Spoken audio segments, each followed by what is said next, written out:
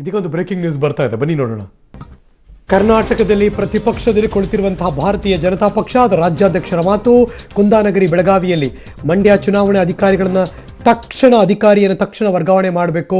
ಸೋಲಿನ ಭೀತಿ ಅವರನ್ನ ಕಾಡ್ತಾ ಇದ್ದಾರೆ. ಮುಖ್ಯಮಂತ್ರಿಗಳನ್ನ ಹತಾಶರಾಗಿದ್ದಾರೆ ಅವರು, ಅದಕ್ಕೋಸ್ಕರ ಹಿಂಗೆಲ್ಲ ಮಾಡ್ತಿದ್ದಾರೆ. ಸುಮಲತಾ ಅಂಬರೀಶ್ ಮುಂದೆ ಅದು ಕೋರ್ಟ್ಗೆ ಹೋದ್ರು, ಕೋರ್ಟಲ್ಲಿ ಗೆಲ್ತಾರೆ.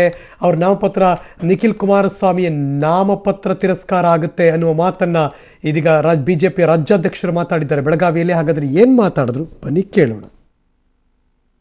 ಸುಮಲತಾ ಅವರ ಪರವಾದಂಥ ಒಂದು ಅಲೆ ಏನಲ್ಲಿದೆ ಮಂಡ್ಯ ಜಿಲ್ಲೆಯಲ್ಲಿ, ಅದಕ್ಕಾಗಿ ಚುನಾವಣಾ ಅಧಿಕಾರಿಯನ್ನು ದುರುಪಯೋಗ ಮಾಡಿಕೊಂಡು ಯಾರ ಮಗನ ನಾಮಿನೇಷನ್ ಪೇಪರು ಸರಿ ಇಲ್ಲದೇನೆ ತಿರಸ್ಕಾರ ಆಗಬೇಕಾಗಿತ್ತೋ ಅದನ್ನು ಅಧಿಕಾರಿಗಳಿಗೆ ಒತ್ತಡ ತಂದು ಮತ್ತೆ ಅದನ್ನು ಸರಿಪಡಿಸುವಂಥ ಪ್ರಯತ್ನ ಮಾಡಿರುವಂಥದ್ದು ಅಕ್ಷಮ್ಯ ಅಪರಾಧ. ನಾನು ಈ ಟೈಮಲ್ಲಿ ಅನಿವಾರ್ಯ ಅಲ್ಲಿಯ ಚುನಾವಣಾಧಿಕಾರಿ 24 ಗಂಟೆಯಲ್ಲಿ ಜಾಗ ಖಾಲಿ ಮಾಡಬೇಕು, ಅವ್ರನ್ನ ವರ್ಗಾವಣೆ ಮಾಡಬೇಕು, ಪ್ರಾಮಾಣಿಕ ಅಧಿಕಾರಿಯನ್ನು ಹಾಕಿ ನಿಷ್ಪಕ್ಷಪಾತ ತನಿಖೆ ಆಗಬೇಕು. ನನಗೆ 100ಕ್ಕೆ 100 ವಿಶ್ವಾಸ ಇದೆ ಆ ಕುಮಾರಸ್ವಾಮಿಯವರ ಮಗನ ನಾಮಪತ್ರ ತಿರಸ್ಕಾರ ಆಗುತ್ತೆ. ಈಗಾಗದೇ ಇದೆ, ಮುಂದೆ ಕೋರ್ಟ್ನಲ್ಲಿ ತಿರಸ್ಕಾರ. ಮತ್ತಷ್ಟು ಮಾಹಿತಿ ಬೆಳಗಾವಿಯಿಂದ ನನ್ನ ಸಹೋದ್ಯೋಗಿ ದಿಲೀಪ್ ಕುರುಂದವಾಡೆ ದೂರವಾಣಿ ಸಂಪರ್ಕದಲ್ಲಿದ್ದಾರೆ. Good morning Dilip. Good morning Harish, ಹೇಳಿ. ಬಿಜೆಪಿ ರಾಜ್ಯಾಧ್ಯಕ್ಷರಿಗೆ ಚಿಕ್ಕೋಡಿಗಿಂತ ಮಂಡ್ಯದ್ದೇ ಇಂಟ್ರೆಸ್ಟಿಂಗ್ ಆಗಿದ್ದಂಗಿದೆ. ಹೌದು ಹರೀಶ್, ಏನಂತಾರೆ ಮಂಡ್ಯದಲ್ಲಿ ಬಹಳಷ್ಟು ಏನಂತಾರೆ ಸಿಎಂ ಅವರು ಸೋಲಿನ ಹತಾಶೆಯಿಂದ ಏನೇನೋ ಮಾಡ್ತಾ ಇದ್ದಾರೆ. ಮತ್ತೆ ಮುಖ್ಯವಾಗಿ ಏನಂತಾರೆ ಮಂಡ್ಯ ಚುನಾವಣಾಧಿಕಾರಿನ ತಕ್ಷಣ ವರ್ಗಾವಣೆ ಮಾಡಬೇಕು ಹಾಗೆ ಅಂತೇಳಿ ಯಡಿಯೂರಪ್ಪ ಅವರು ಬೆಳಗಾವಿ ವಿಮಾನದಲ್ಲಿ ಒಂದು ಆಗ್ರಹ ಪಡಿಸಿದ್ರು. ಮತ್ತೆ ಇನ್ನೊಂದು ಏನಂತಂದ್ರೆ ಇಲ್ಲಿ ಏನು ನಿಖಿಲ್ ಕುಮಾರಸ್ವಾಮಿ ಏನಿದ್ದಾರೆ ಅವರ ಒಂದು ನಾಮಪತ್ರ ಏನಂತಂದ್ರೆ ರದ್ದಾಗತ್ತೆ. ಈಗಿಲ್ಲದ್ರು ಕೂಡ ಏನಂತಾರೆ ಕೋರ್ಟ್ ನಲ್ಲಿ ಆದ್ರೂ ಕೂಡ ನಾಮಪತ್ರ ರದ್ದಾಗುತ್ತೆ. ಹೀಗಾಗಿ ಸೋಲಿನ ಭೀತಿಯಿಂದ ಸಿಎಂ ಅವರು ಏನೇನೋ ಹೇಳಿಕೆ ಅಲ್ಲಸಂದ ಹೇಳಿಕೆಯನ್ನ ನೀಡ್ತಾ ಇದ್ದಾರೆ ಅಂತ ಹೇಳಿ ಆರೋಪ ಮಾಡಿರುವಂತದ್ದು ಹರೀಶ್. ಸೊ ಇಂಡೈರೆಕ್ಟ್ ಆಗಿ ಅಫ್ಕೋರ್ಸ್ ನಾವು ಸುಮಲತಾ ಅಂಬರೀಶ್ ಪರ ಇದ್ದೀವಿ ಅಂತ ಈ ಮೂಲಕ ಮತ್ತೆ ಸಾರದಂಗೆ ಆಯ್ತು ಭಾರತೀಯ ಜನತಾ ಪಕ್ಷ.